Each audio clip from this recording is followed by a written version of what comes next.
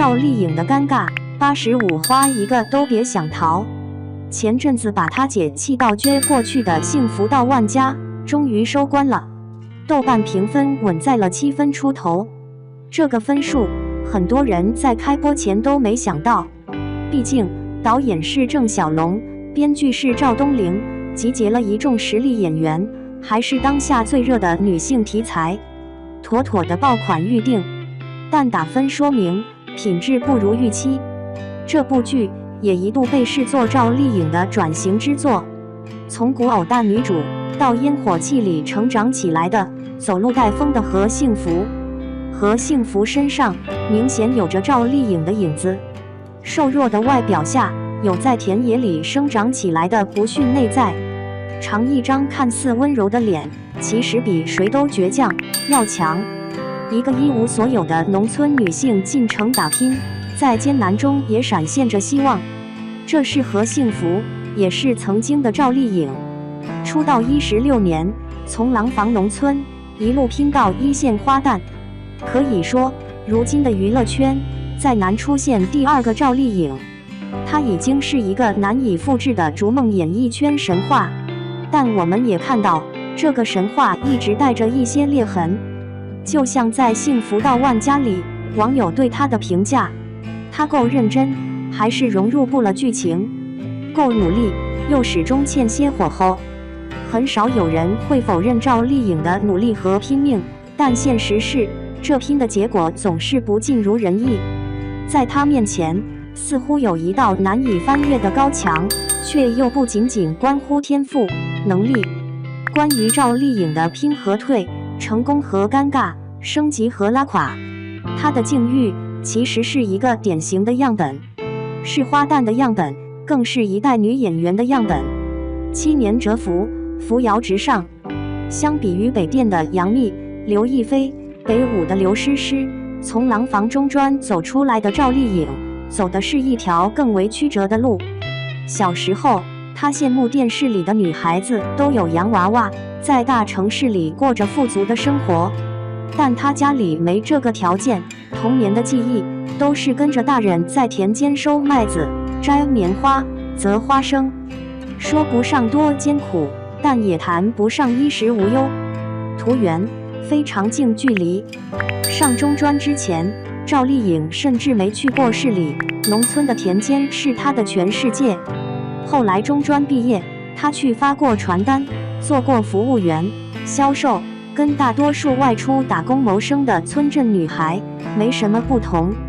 直到2006年，19岁的她辞职去北京参加选秀，命运开始出现转折。她一路晋级，拿到冠军，拍了冯小刚的广告，签约华谊，由此出道。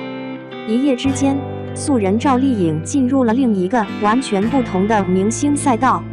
但是预想中的璀璨星途没有到来，等待她的是漫长的7年龙套生涯。女儿、妹妹、丫鬟、闺蜜，打酱油的边角角色写满了她最初的履历。等接到新《还珠格格》的巧儿这样一个戏份稍多的配角时，已是在她一个人摸爬滚打的第6年。第一次主演的《陆贞传奇》正式开启她的大女主之路。接下来就是一路势不可挡，提名白玉兰，拿了金鹰奖，手握大爆剧和收视年关。赵丽颖一年年脱胎换骨，独当一面。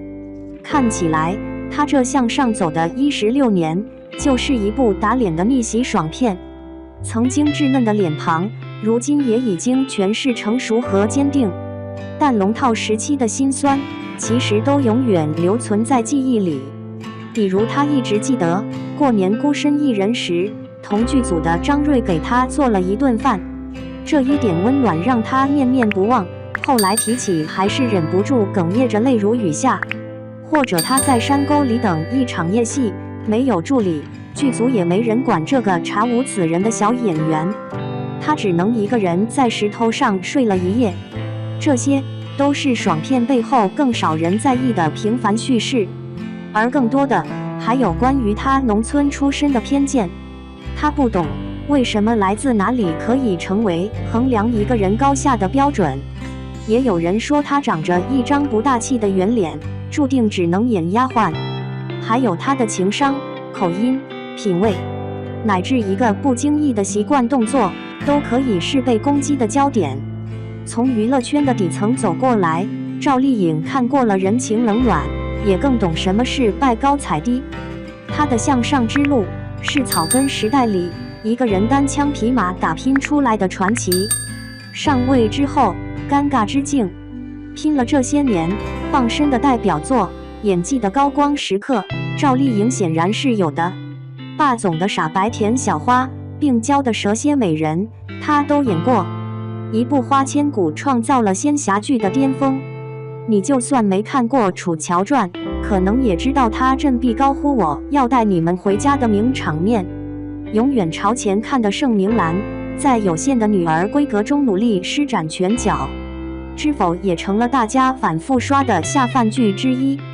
其实，越是近几年的作品，越能看到赵丽颖身为演员的一些思考和表达。比如她作为女性，试图表达的女性处境与选择。她喜欢女主角不拘泥于小情小爱，不围着男人打转，而是有自己的成长路径和英雄主义。女战士、女侠客，想成为职业女性的和幸福，都是如此。而她个人的认真和拼命，也有目共睹。在《知否》里，不会游泳的她，在大冬天跳进了冰凉的水中。拍《楚乔传》，她在沙漠里被拖行不用替身，得来一身的伤。但即便如此，也依然掩盖不了她被诟病的演技模式化。角色贴合的时候，尚且还不显突兀，一旦不贴脸，就难免尴尬。这次的《幸福到万家》，不少人就说赵丽颖虽然来自农村，却实在不像村妇，脸太干净无瑕，眉毛修饰得太精致。还记得当初《有匪》刚播，满屏都在说赵丽颖疲惫老态。作为重要的产后复出之作，就这样在匆忙之中毁于短视和心急。她的尴尬之处，在挑剧本的时候也一览无遗。在古偶大女主里打转几年要转型，好不容易靠正午阳光的知否立住了一点口碑，转身又接了有匪大翻车。和郑晓龙合作了现实题材的《幸福到万家》之后，又回到了与凤航的四海八荒仙侠恋。这些反复横跳如同鬼打墙的选择，让赵丽颖不断走上一条循环往复的路，推翻自己，然后重复自己，转型之路看不到尽头。可她不是没有野心和决断力与凤航还解锁了监制的新身份，也不是没有自己的思考。毕竟郑晓龙说，他不是一个头脑空空、只有皮囊的演员。但我们也可以看到，就是这样一个有心想演好戏，且已经稳居一线的女演员，也不得不在尴尬和困境里打转。除了古偶，没有更好的出路。出了古偶，演技出戏且拉垮，这也是赵丽颖给人的违和感。剧外结果呈现的不尽如人意，和她在剧中高歌猛进的大女主之路对照出一种割裂。她的英雄梦仅在编造出来的电视剧里才得以完美实现，现实中她还是要面对一次次的无能为力。她姐并不是想苛责赵丽颖为什么不做得更好，反而是懂得她明明已经比大多数人认真努力，依然会心有余而力不足。这有关天赋，却又不全然归因于天赋，背后更多的是当下女演员共同面临的困境。也许一个徒手打拼的女性是可以改写命运、阶层跃迁，但也有其难以翻越的高墙。那是一种外部力量，一片看不见的天花板，驱使他们到达某一高度后，便只能原地打转。复制赵丽颖，她姐想到了海清，和她最近主演的口碑炸裂的《引入尘烟》。为了拍这部电影，海清腾出了1年时间，住到甘肃农村，感受麦子从种下到结穗的过程。为了成为农妇曹桂英，她每天晒太阳、看太阳，晒到视力下降，皮肤粗糙，脸上长出褪不去的黄斑。海清以破釜沉舟的姿态，付出了时间、健康，塑造出了曹桂英质朴而沉痛的骨骼和血肉。不如子，你难以想象国民媳妇海清还有另一面。不如子，海清的下半生也许还要在家庭剧里买房、鸡娃到崩溃，在鸡毛蒜皮的吵嚷里耗尽心神。3年前的 First 影展，她在媒体面前为女演员发声，争取更多的机会。说一句实话，我们中的大部分人是被动的，市场、题材常常让我们远离，甚至从一开始就被隔离在外。一番恳切之言招来群嘲，也引来同场的女演员小心发言，只代表海清个人立场。这便是海清这个国民女演员所面临的尴尬处境。使尽全力了，但机会有限，时间不等人。她必须拿出超乎常人的勇气，耗费时间、健康，才能换来另一个可能性。这无异于一场放手的豪赌，但不赌，前路就会被堵死。这换赛道的机会，她已经等了太久。还记得杨紫琼在拍完《瞬息全宇宙》之后，接受采访时忍不住潸然泪下。这是我期待了好久的剧本。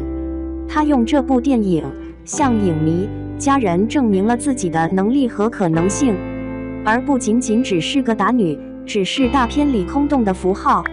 可这一等，就等到了60岁。即便有代表作，即便在好莱坞闯出一片天，但依然等到60岁，她才有机会去演绎一个立体的、复杂的女性角色，才能展现女性的幽默、真诚和悲伤，在电影里成为一个活生生的人。这不能不说是一种遗憾，一种女演员共有的巨大的遗憾。你看，即便如海清、杨紫琼这样早已站在金字塔高处的女演员，面临的困境和尴尬也是如此具体。回到赵丽颖身上，也有相似之处。她和他们一样，走在同一条狭窄又幽暗的路上。